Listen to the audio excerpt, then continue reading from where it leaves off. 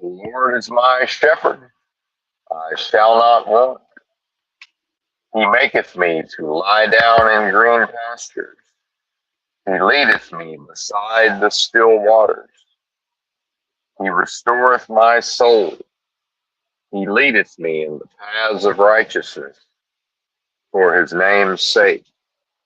Yea, though I walk through the valley of the shadow of death, I will fear no evil, for thou art with me. Thy rod and thy staff, they comfort me. Thou preparest a table before me in the presence of mine enemies. Thou anointest my head with oil, my cup runneth over. Surely goodness and mercy shall continue to follow me all the days of this protracted experience of death, and I will dwell in the house of the most super intelligent power, source, and force of love and creation forever. What's happening? Benton here, rolling out of a pilot truck stop, just barely a pilot, just south of Amarillo, headed to Lubbock, and then 2 drops in Lubbock to finish up this load, and then whatever they have me pick up later today, hopefully. I don't know. It doesn't matter. But, I ain't staying up all night. That's all that really matters. Let me get to sleep early. I'll deal with just about, I won't say anything, but we'll make it happen.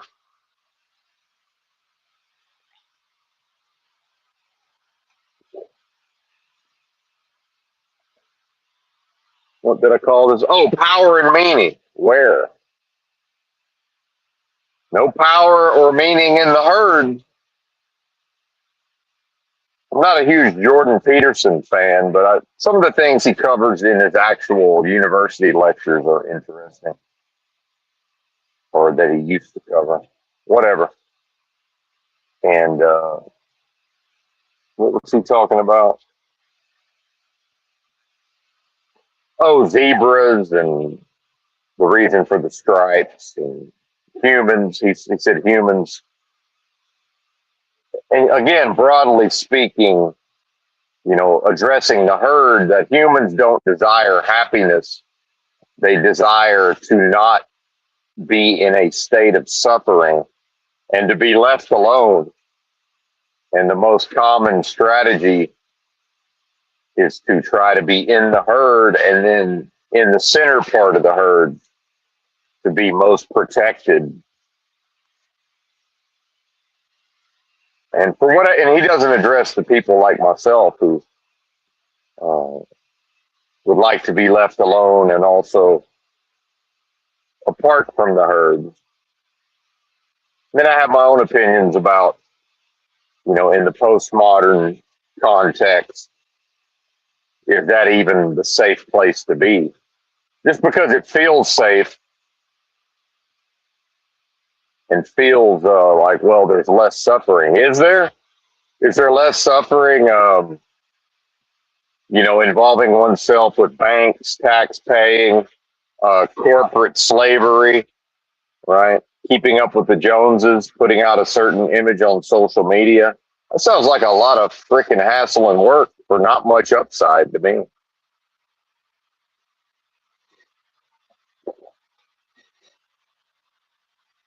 I took the trash out. Why does it smell like shit in here? Maybe that must be outside smelling like shit. Yeah, that's not me.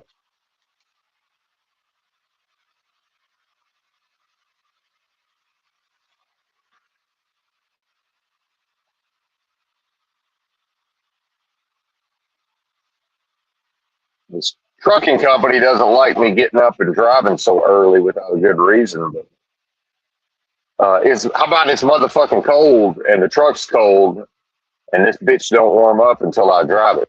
How about that? That's a pretty good reason. But anyway, back to power and meaning.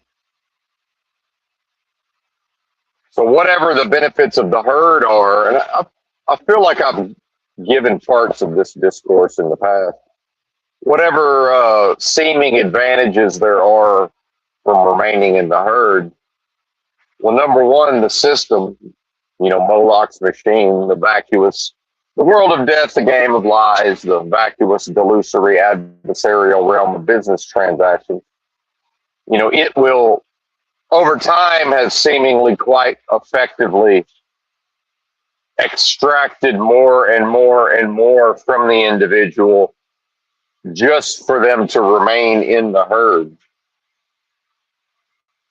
And this system will certainly, we get into the idea of common sense and the conventional wisdom and the word of mouthing of everything all of the time, the constant bright siding.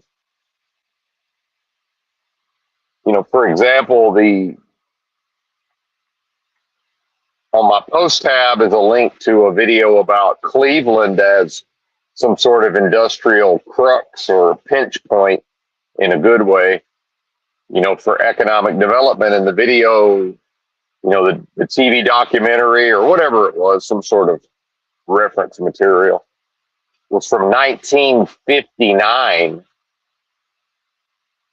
And apparently, the thumbnail from the prior stream or from the stream around that time is a white guy in a suit, younger white guy, with a chart showing the workforce composition over time based on, three different sectors: agriculture, industrial, or information services, just services in general. And that gets into a lot of corporate, middle management layers, I'm sure. And so his chart, and again, we can choose to, either way, whether the chart is accurate or not, it would at least represent propaganda that the system was putting out, for its own benefit, perhaps. Recognizing the phases, there was a time in which America the workforce was mostly agricultural, then a shift to mostly industrial. And so his chart identified 1959 as sort of the beginning, the early stages of the shift into services as the dominant, the workforce, predominating the workforce. And certainly that's seen today. And that's your idea of get a college degree and go work for a corporation in an office and all of this.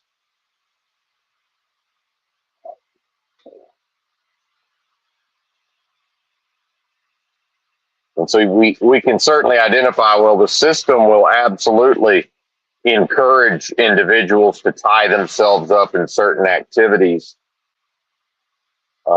to benefit the system at the detriment of the individual. And then the individual all the while believes and trusts that they're doing the so-called right thing and making the right moves based, of course, on transacting and finances and, feed our families and all of this.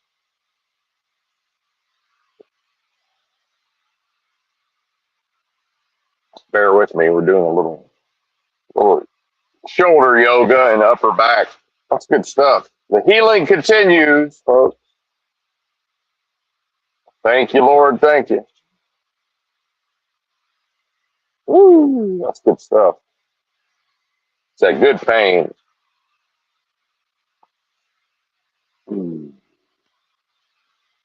Anyway, trust that you're well here in heaven or hell. I saw like half of a documentary on this Martin Cabello, I think's his name. Anybody heard of this fellow? Some sort of seemingly somewhat enlightened being, but a fucking crazy man. And more and more, I'm seeing the one of the major keys to moving forward within this crossroads, as I like to think of it, as a heaven or hell realm, mostly manifesting as a hell realm, at least at this time, if one is willing to entertain that notion.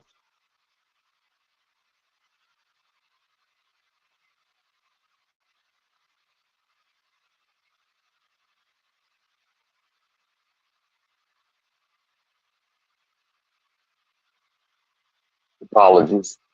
Where was I going with that? Lost in my own sauce. Oh, maintaining of one's sanity.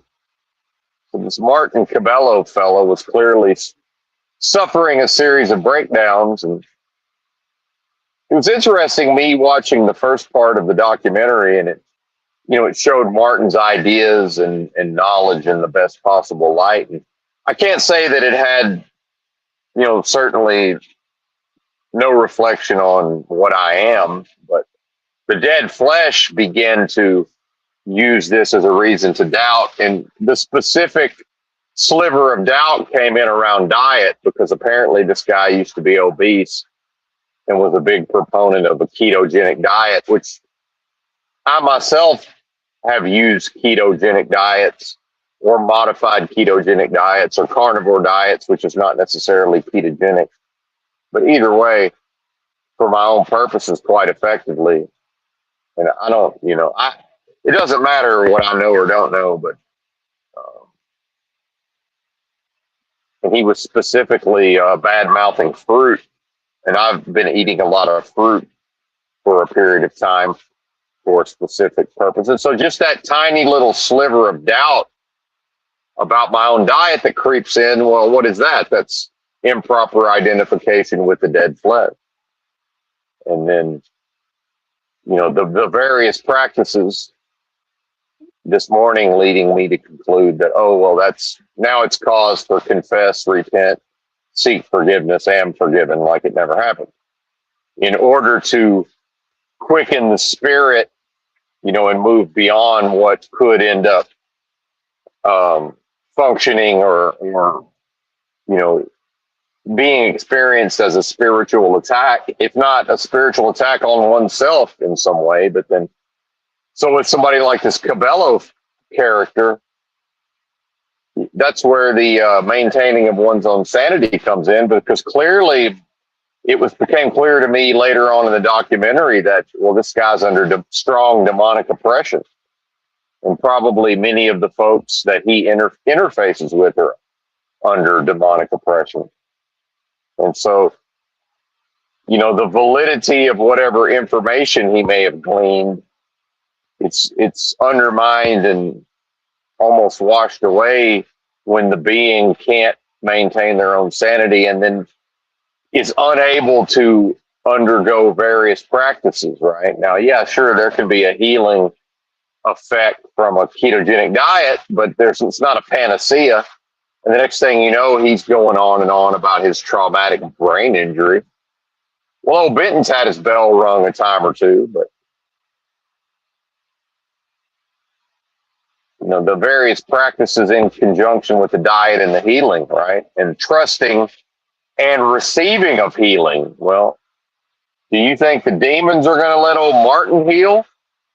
Does that serve the demonic agenda of this world of death and game of lies? See?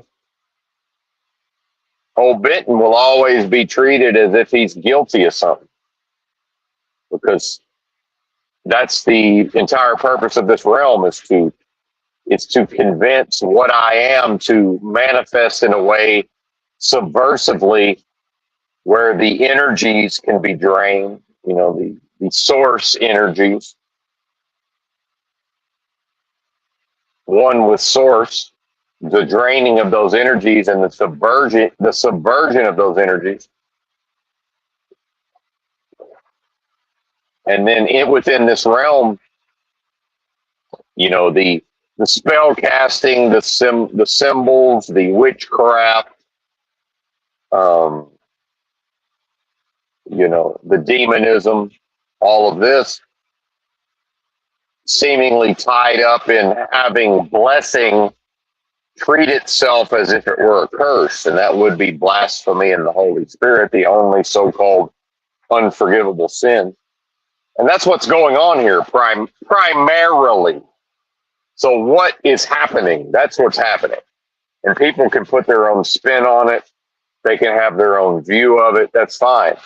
All that matters is Benton's view from Benton's perspective and Benton's knowing, because it is the philosophy of solipsism in that context. Because power and meaning from Benton's perspective is accessible only within Benton, his own internal space. And that's that's already a delusion, because only within delusion is it even possible to consider time, space, location, place. So if somebody says, well, time is a construct or time is man-made, same idea, spoken in a different way, because it's within a context of delusion. Because individuation of beings is within a context of delusion. Outside of delusion, there's only the oneness of source, and there's antithesis. And the only reason there's that is because unless there's a possibility of no thing or nothing, in order for if there must be something, that's a proposition or an assertion. And the moment there's proposition or assertion, there must be antithesis, because proposition or assertion would be representative of thesis. There has to be antithesis. Okay, there's Christ. Well, there must be Antichrist within delusion. See?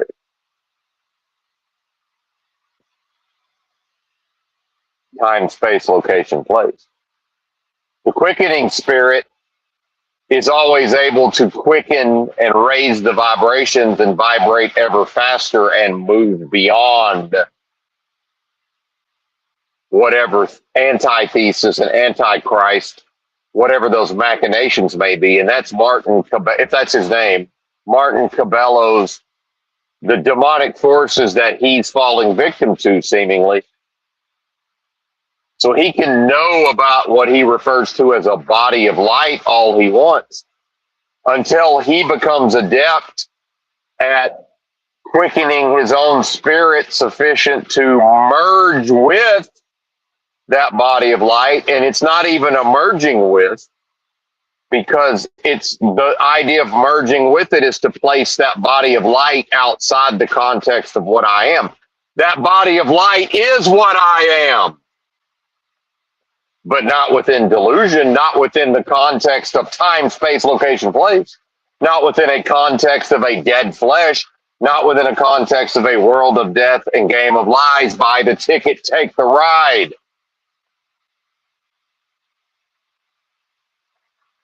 What you gonna tell me? See?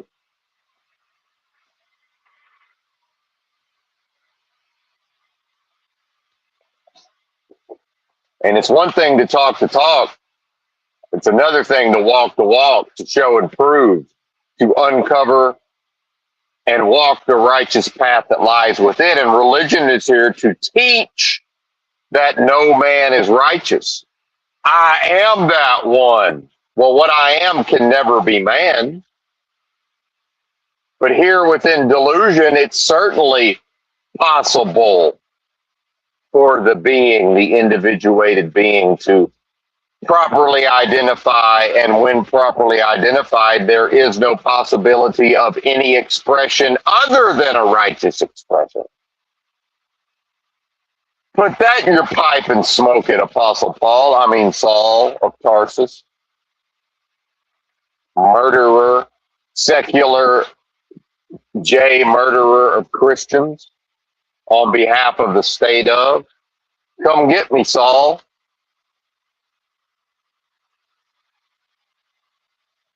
Do your worst, demons. Come get me, government. You'll just prove my point. That makes me stronger. I suspect they're going to, not out of fear, out of pragmatism, I suspect they're going to leave me the fuck alone. Oh, he thinks he's some kind of enlightened master, spiritual genius guru. Well, we'll just bide our time. He's living in a truck, working on a 1099, not paying taxes. Well, we can scoop him up anytime we want. Yeah, they already could have scooped me up anytime they want. It's called the Patriot Act, motherfuckers. Secret documents and secret evidence presented before a secret judge, a FISA court, put a hood over old Benton's head and fly him off to Guantanamo anytime it wants. Patriots! How you going Republican? How you going to be out here MAGA and on that MAGA Republican tip? You want to talk about branding of everything? The Patriot Act, brought to you by Republicans.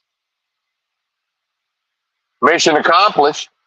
You want to talk about Biden's poopy diaper? How about George W. Bush's codpiece all up in your ass, Patriot Act style, bitch? Woo!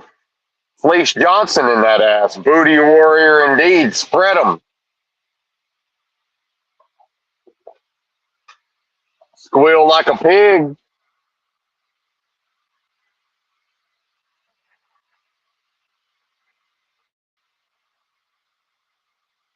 You better float like a butterfly and sting like a bee. Quickening. So what was the that temporary tiny sliver of nagging, gnawing doubt? Just Yawn and Matrix and Morpheus with one hand tied behind his back, flipping a neophyte Neo across the fucking dojo. Quicken the spirit ever so slightly, and that weapon that just started to form better have those missile launch codes ready, boy. Better not have those missile launch codes ready, boy. Another Patriot missile turgidly launching in the turgid arc as it falls harmlessly to the desert sand, right? Missing Benton by a country mile. Yet again.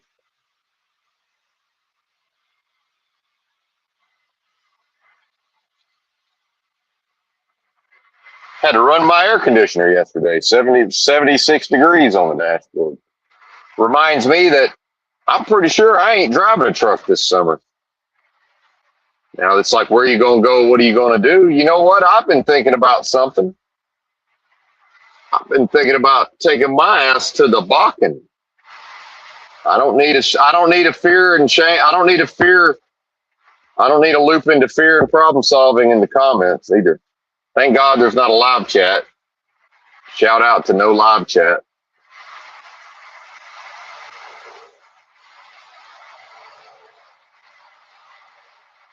Take my happy ass to North Dakota, buy me some old truck, and idle some diesel fuel long enough to figure out. Well, see, first I'd have to get my endorsements. Yeah. So now we're talking about buying a cheap. This sounds like money. Now we're talking about buying a cheap car long enough to bebop around, and now we're talking probably a month in a motel studying for some tanker, and I don't know. Do I want to get my hazmat? Do I want to start forming LLCs? Probably not.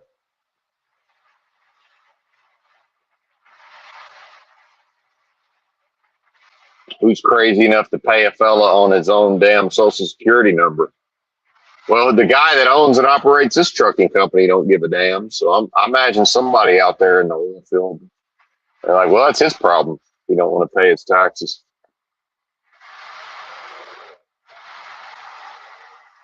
Because back to the idea of the herd, well, old Benton seems to do best in a more of a dog eat dog, predatory survival of the fittest, right? That's why I can go to Slab City and camp out for months on end and be tolerated and perhaps accepted in some way. And every time I go back, a few folks will remember me and are glad to see me. And that ship has sailed, and it was in its time and place. That was a Worked out for old Benton. I reckon I could go to the oil field. I already know how to live in a truck, and yeah, I understand it's a brutal, harsh winter, but it's not really a survival situation until the truck breaks down, right? In a blizzard and negative 40. Long as the truck's idling, we're probably not going to die. Probably. And hell, it's a protracted experience of death anyway. What's the difference? First, the warrior places himself beyond the possibility of defeat, indeed, but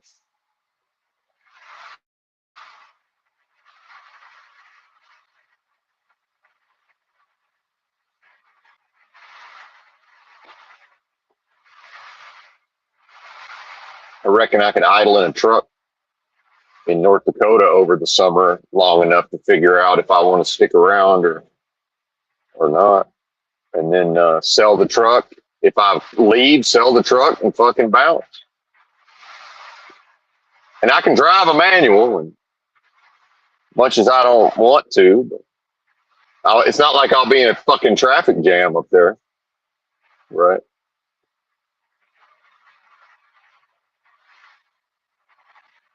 And yeah, I prefer a modern, comfortable sleeper cab to an older one, but I reckon we could make do. So it's an interesting prospect. I found a channel where I can tell the guy knows what he's talking about. Now, he seems like a bit of a con artist, so I take it all with a grain of salt, but he seems like a bit of a predator as well. And I don't view myself that way, but definitely not trying to hang out in the herd and get picked off. So I don't know. Be interesting. And the thing about that is I've already been to North Dakota, and I have enough knowledge to realize that for what it would cost for 2 months to rent a room up there for 2 months is literally what I could buy a truck for. And it would probably need some things, and I'd need to save up enough money to fix it if it broke down, or just have to YOLO and say, well, we'll cross our fingers and hope we can make enough money before it breaks down. And I have a skill that many people don't have, which is I can have a pile of money and not spend it. And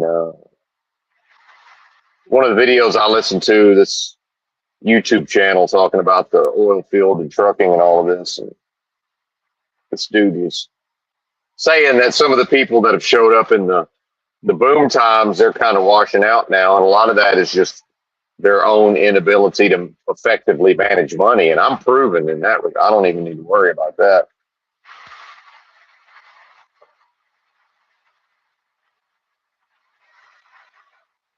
And part of that is,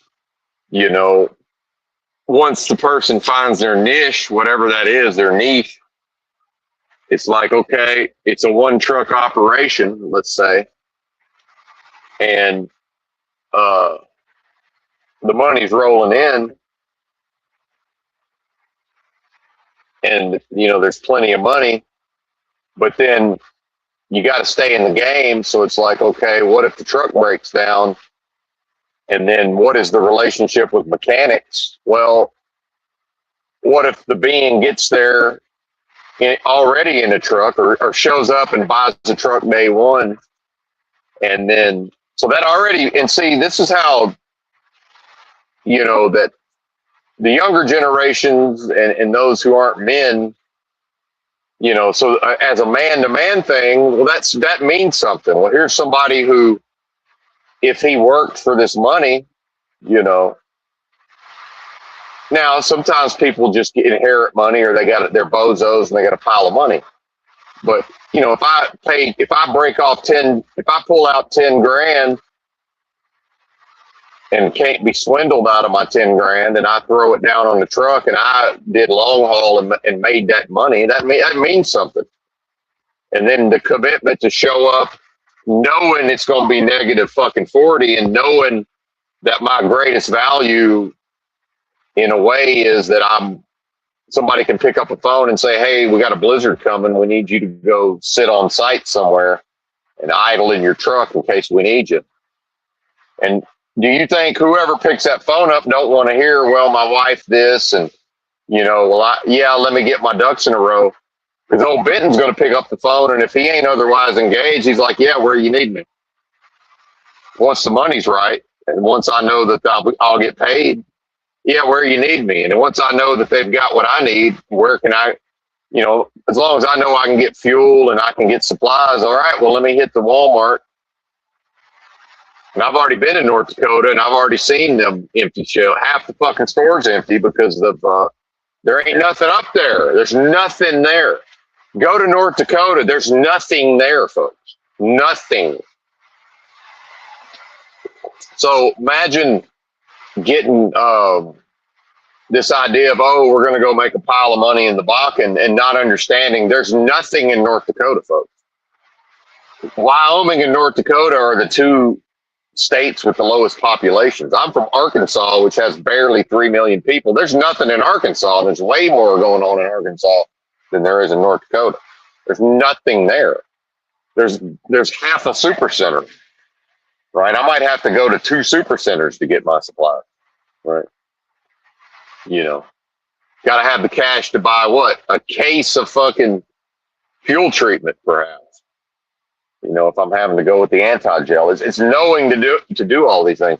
I got to know how to keep the hydraulics on the truck, because if I'm pumping fluid and it's -40, well, clearly, I got to have the knowledge to deal with all of that viscosity and all of that. And being not from North Dakota, I got to know what's going to happen when it gets to be -40, right?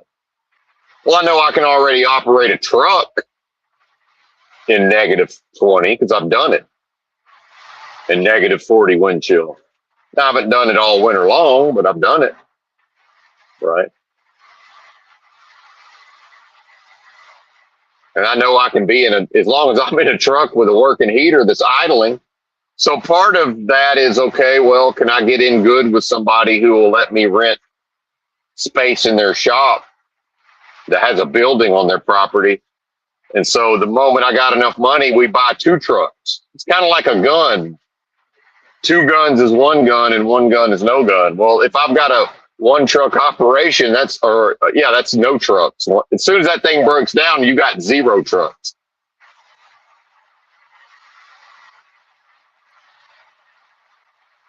So I would probably need to buy a 2nd truck, turn it over to a mechanic and say, hey, go through it, do whatever needs to be done. Here's some money. And, let me know when it's done. And I'll have somebody come by and drive it over to get it the fuck out of your shop and put it, and I'll be working the whole time. See? And part of that is fuck you money. Here, hey, here's $200. It's what I need you to do, right? And to be able to meet people to say, hey, if I need somebody to drive my truck while I'm not around, see, and understanding it could go wrong at any moment and accepting it, right? Pretty sure I can do all of that. And yeah, it'll suck. Of course it will. So does what I'm doing now. What I'm doing now sucks. What's the fucking difference?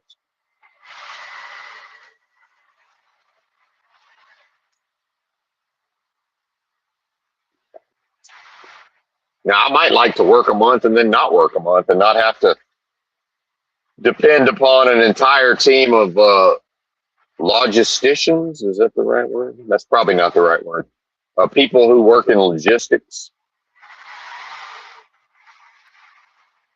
to, schedule my month off and then route me to where I can take a month off while simultaneously trying to talk me out of taking a month off. And then after 2 weeks, they're going to try to talk me into coming back early.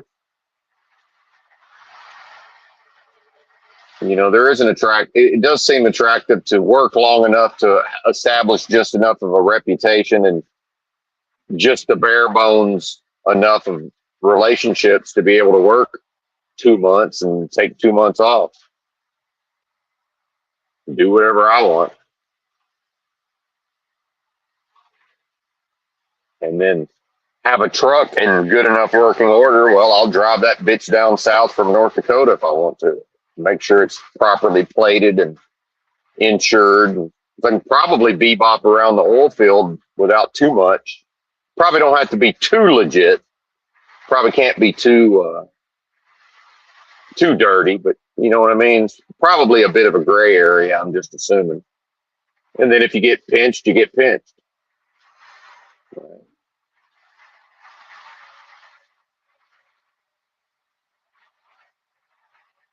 And then if you go busto out there and get back to close to $0, it's like, well, there's always long haul trucking. You always go back to long haul. So that's like the fallback. That's the ace in the hole right there. The oil field ain't the ace in the hole. That's long haul trucking because it's so undesirable. And so this guy was talking about, he's looking for, he's from, you can tell he's from North Dakota because of the way he talks. He never claims that, but I can just tell, or somewhere in the area anyway. And, but what I understand about people from North Dakota, they're not big fans of people that ain't from North Dakota. And so it's like, yeah, let's get some new blood in here, and 100 of them will show up, and half of them we can make 25 of them will leave in the first week, and 25 of them will be halfway worth a damn, and they're going to wash out. Half of them will wash out. Whatever that ratio is, and then 10 of them will probably be able to stick it out, and then maybe 5 of those will want to stick it out once they've made a pile of money, right? So he's more or less ready to it sounds like he's ready to get rid of the bozos. So he's like, hey, we need new folks to come out here, and so some of these bozos can leave. Because he's talking about, when $2,000 ain't enough, a $2,000 day ain't enough to get some of these people to show up and just sit in a truck all day, idling on the job site, in bad weather. Because remember, we're coming off of this cold weather. This video I'm referring to, this guy made a month ago. I don't know how cold it was in North Dakota a month ago. I'm assuming it was cold. And so the ones that are in the oil field, but they've still got enough money, or see a lot of these guys, as they built their way up over the last, post-COVID, or if they came out there in 2020, 2021, 2022, they've got a fleet of 10 trucks, 5 trucks, 20 trucks.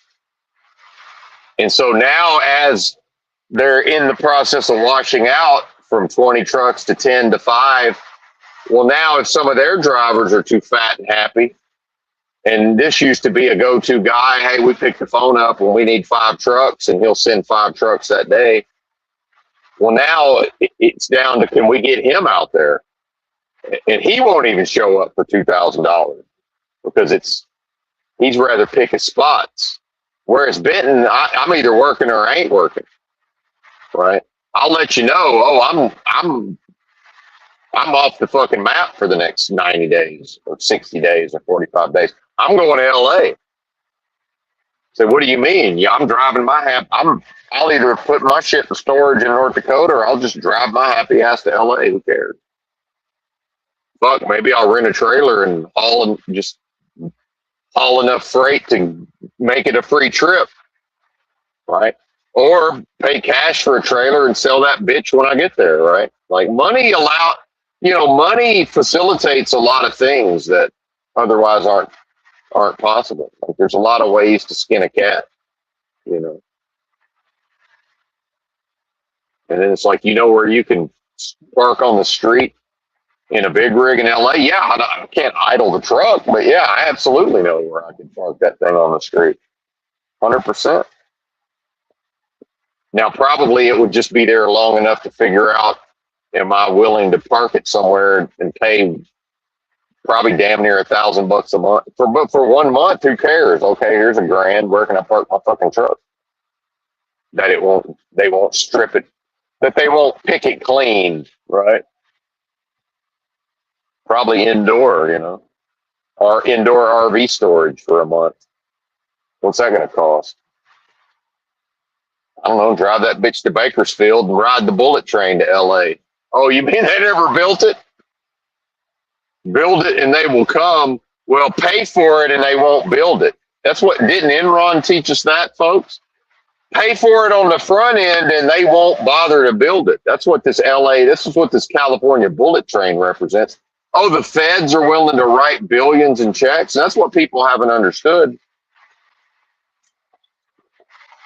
California is so rich in that it pays so much federal money and it's fuck you money, and it actually has crossed over into fuck me money. Shout out to Adam Carolla, who said, it's one thing now, fuck you money. He said, fuck me money is a completely different thing. So when people shake their head and go, look at these dumbasses in California setting 150 billion on fire,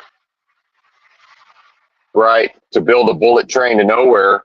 It's like, well, I hope you understand they took back 50 billion so if they give 50 billion a year to the feds and they don't see a dime of it, well, if they can set fire to 150 billion, if they've got fuck me money, if they've got fuck California money, well, it's a rebate. It's a way to effectively keep their 50 billion. Arkansas gets back more from the feds than they get money back from the feds. That's what poverty is. Poverty is if you pay into taxes, you get money back. Poor people don't have jobs and they file their taxes because the feds send them 10 G's if they got enough kids or whatever that is. The feds pay them to register with the government and to have Social Security cards and Social Security numbers. That's a job, basically, to be a taxpayer on some level. And that legally, now it's like meet your straw man. Oh, it's all caps, this and that. Yeah, that's all legal entities that enables that's fraud enabling. And then everybody sort of gets slotted into the fraud and based on that. So it's like, yeah, if my parents signed me up for a fucking Social Security card, why wouldn't I go ahead and, if I'm already signed into a fraud, why wouldn't I go ahead and drive a truck and get 1099 to my Social Security number? Why wouldn't I? That's the dead flesh. That's the straw man. That's the dead flesh interoperating. The interloper is the spirit of what I am. The dead flesh is interoperating. The dead flesh is of this realm. See, what I am can never be.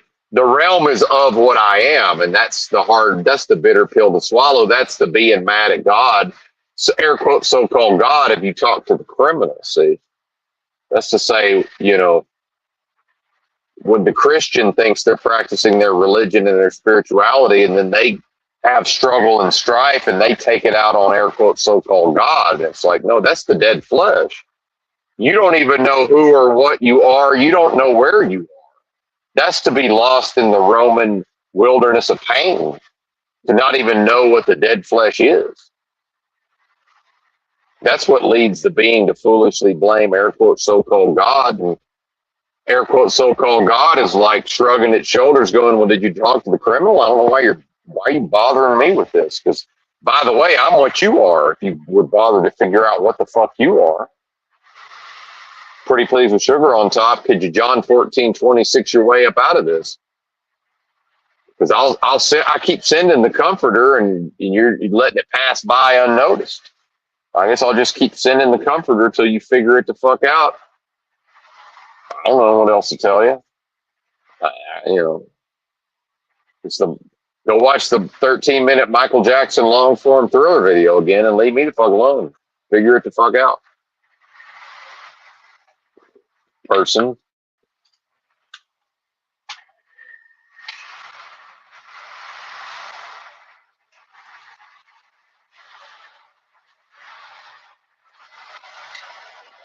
People are people, so what will it be?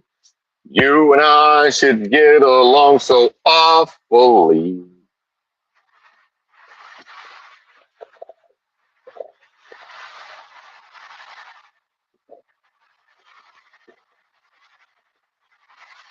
Egg yolk drink.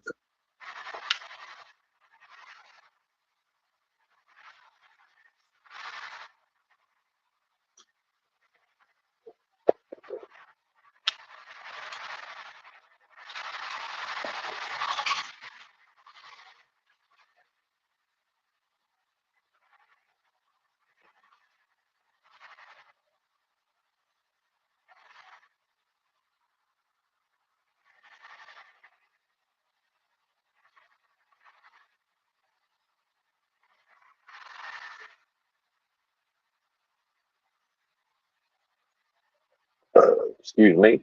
Pardon me. And so back to the oil field, my approach to work is I find it easier to just work more or less all day, every day, or not work at all. That's easier for me than trying to do this. Well, I need my video game time, or I need my live streaming time, or I need my time to do this, and I need my time to do that. And, I got to be able to go see my family on a regular basis. Like, no, I'm here and I'm working. And whenever I decide not to go do something else, I'm leaving here, and then I'll let you know when I'll be back, and I'll show back up, and then all I'll do is work until I leave again. Right. And so that the oil field seems like a way to do that, but probably would need to work there consistently long enough. It's same thing with long haul trucking. Every time I take a new long haul job, the first 2 months is I pretty much just got to take almost everything they throw at me to prove to them that I'm worth putting up with. Hey, he's not going to work past 6 p.m. most of the time.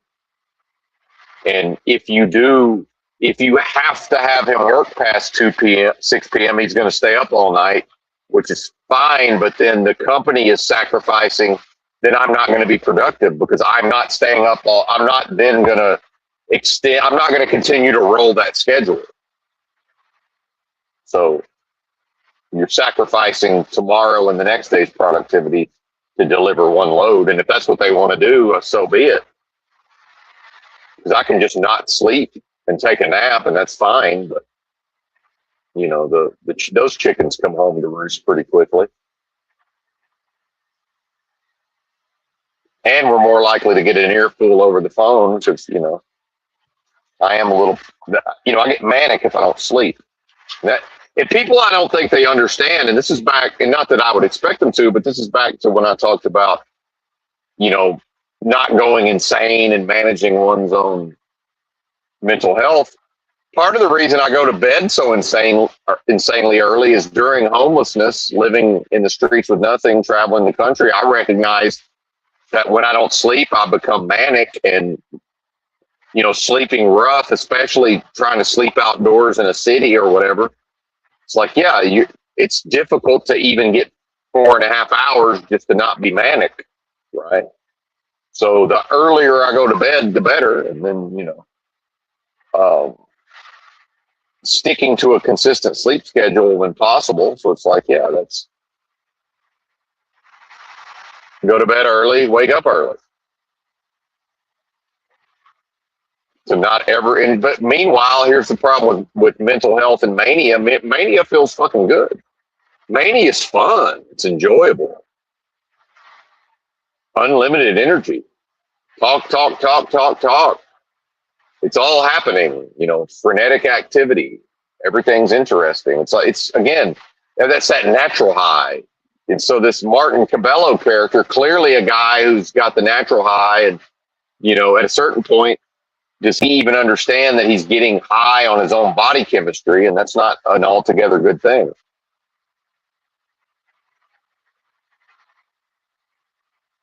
And he's never going to be taken seriously, and he's not going to be able to ever deal with the demonic attacks because he won't maintain his own sanity in the long run.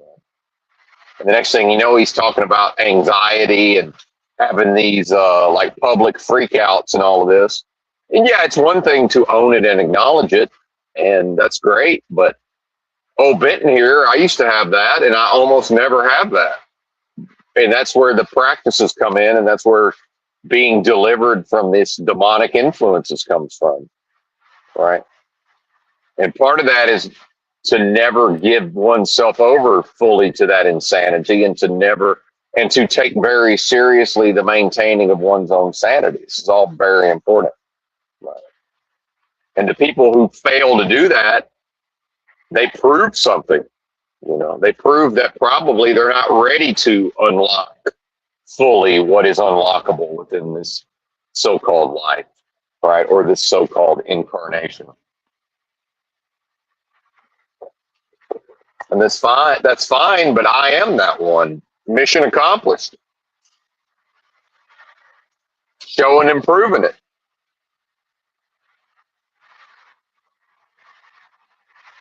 It is what it is. The so-called righteous man. Yep. If a person understands the context, now we can remove context and thereby muddy the water, and then it's easy to accuse and say, well, that mocked the idea of a righteous man, and then accuse and say, well, because of this, that, and the third, how could that be a righteous man? It's like, well, you've removed the context. So I did not say that what I am. I didn't say that how Benton behaved in the past was representative of a righteous man. I'm talking about create the bringing forth and the creative expression in the now it's here, now it's gone, now it's here, now it's gone of a righteous man. So I'm talking about righteous man, now it's gone. Righteous man, now it's gone. It's the creation, the perpetual creation on an ongoing basis of a righteous man. See, and the moment the being falsely identifies the creation, the creation of the righteous man in the now it's here, now it's gone ceases. See, and the inversion is to not understand that concept, right? And to think it matters that, well, there's no statically created righteous man because we can go back in time. Is it possible to build a time machine and go back 5 years and say, well, that Benton from 5 years ago, that clearly wasn't a righteous man? Well, was Saul of Tarsus, when they called him Saul, was that a righteous man? Oh, but we're supposed to take his word for it that he had this transformative direct experience of Christ, and then he was received a direct commission from the Lord Christ Jesus. I'm supposed to just believe that because why? Because Saul said so. And look at what Saul did immediately after deciding that he had this experience. He ran to the authority of the church.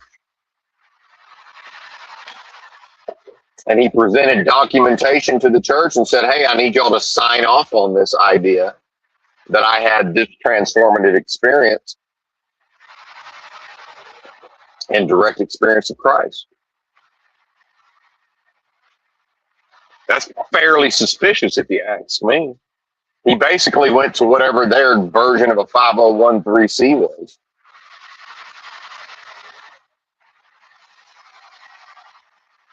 That was his ordination.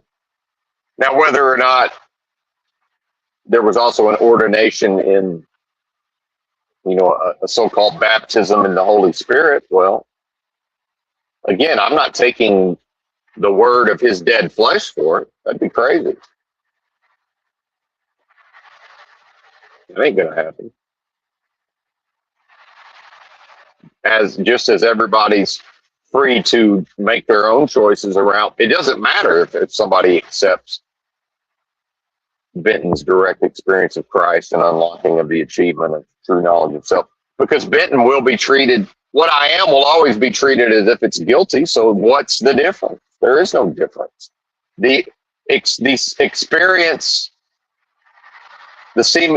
Benton's subjective experience from your perspective remains the same. So what's the fucking difference?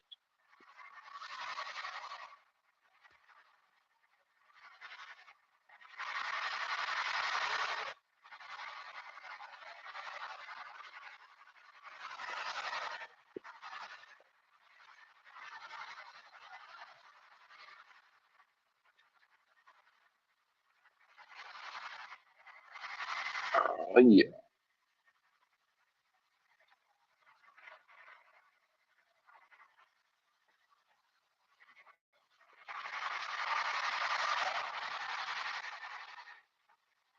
And this is what I mean about the fuck you money, and the CDL, again, it's a nightmare industry. I wouldn't recommend truck driving to anybody, but, I could even, you know, haul one load across the country to pay for my trip and then, do whatever with that trailer and then pay a couple of G's or whatever it is to put my oil filled truck. And I probably wouldn't want to drive it all the way across the country necessarily just because of, you know, the attention it might get from the authorities. But that, that'd be a different matter, either way. And then hell, just rent a fucking Penske truck if I wanted to. Oh, now look, California needs truckers because the feds have forced them to, clean up their act with the people that they've seen. And it's California's not the worst offender. I know we like to blame everything on California, but when you look at these non-domicile CDLs, that Pennsylvania actually is one of the worst. I know Washington's bad. I think New Mexico, per capita, based on the population, New Mexico's real bad about it. The enforcement, you assume, red states, and yeah, I understand Arkansas is enforcing it now, but the ELP, the English language proficiency, it was the policy of the state government of Arkansas to not enforce it. And it was sort of up to the officer. The officer could basically write, what would amount to a civil infraction, but they weren't putting anybody out of service for it, for not being able to speak English. And now they are, apparently.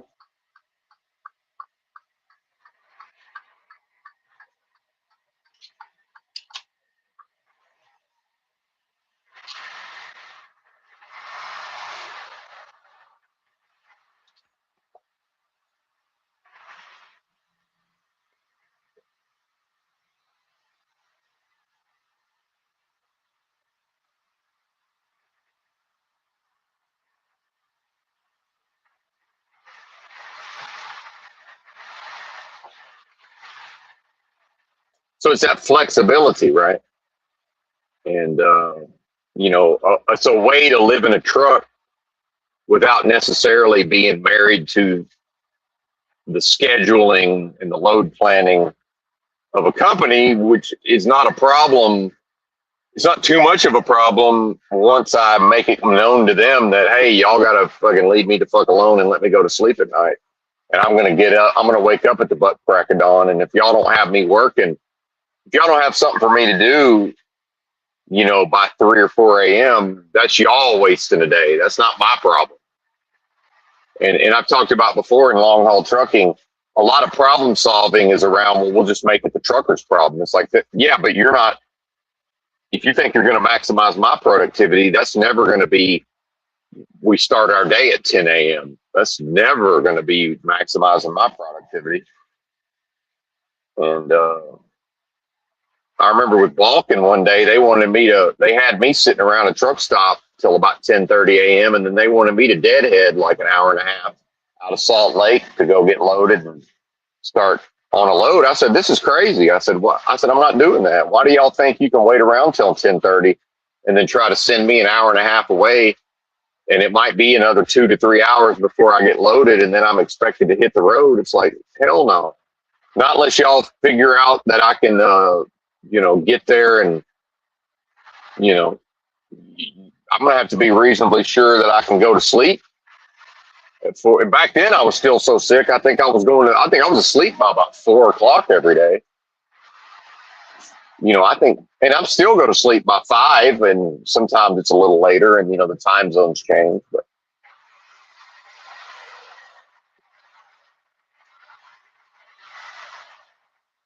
most days I would start powering down about noon, and then I was pretty much done by 2, meaning I was just worthless by 2 p.m. And I could push it to about 5 some days, but it was like, and part of that was just I wasn't physically capable of doing anything else. And trucking is very, very, very, long haul trucking is very skilled at figuring out how to get the maximum out of the human. And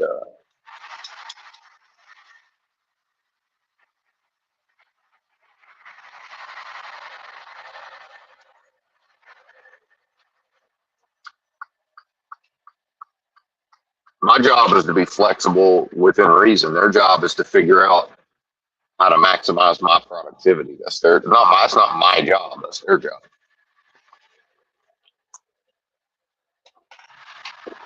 But they will make it my problem when because they want to work Monday through Friday and they want to go home. Oh, today's Friday and all they want to do is go home. And if a couple of things catch on fire, the next thing you know, it's noon and they haven't found it. Oh, let's just go on the load board and just, oh, well, there's a load. Oh, it fits Benton's clock. We'll just throw it at him. It's like, well, that may not work for me, buddies.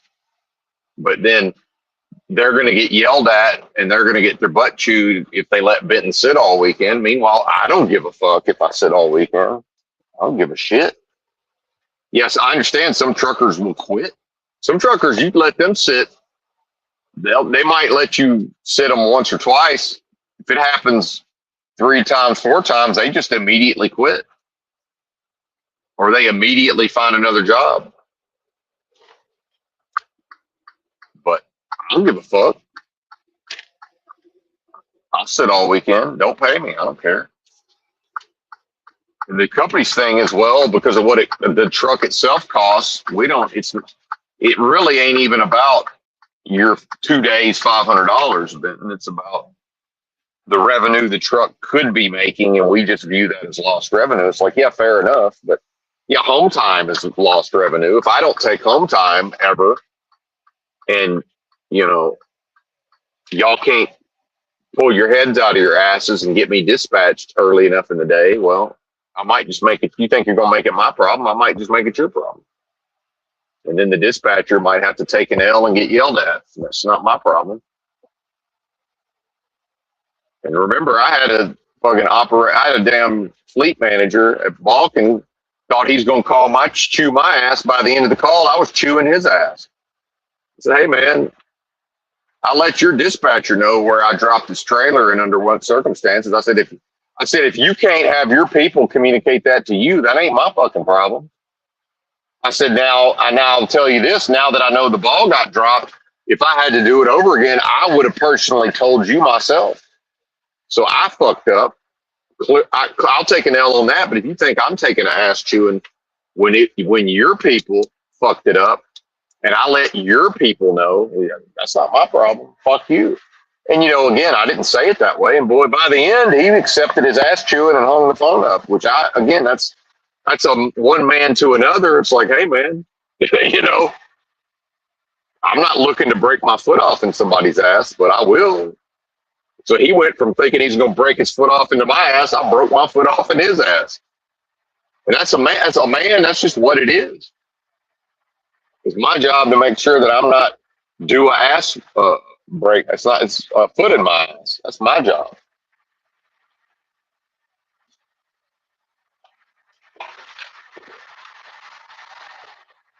I might want to play some poker. I know I can pull into the casino in Columbus and play some pot limit Omaha, but it's like, yeah, then I'm going to be in a position where the company's going to be like, hey, man, what the fuck is this? I ain't trying to take that kind of L. Yeah, I could get away with it. So what? I could even, oh, look, the trucks just happened to break down in the casino parking lot. That's interesting, which is technically possible, but it's like, okay, but Benton, why the fuck did you pull into I was just going to run in real quick and just make up some bullshit. It's like, yeah, sure you weren't. See, I don't ever play those games. A lot of truckers do. I ain't about that life.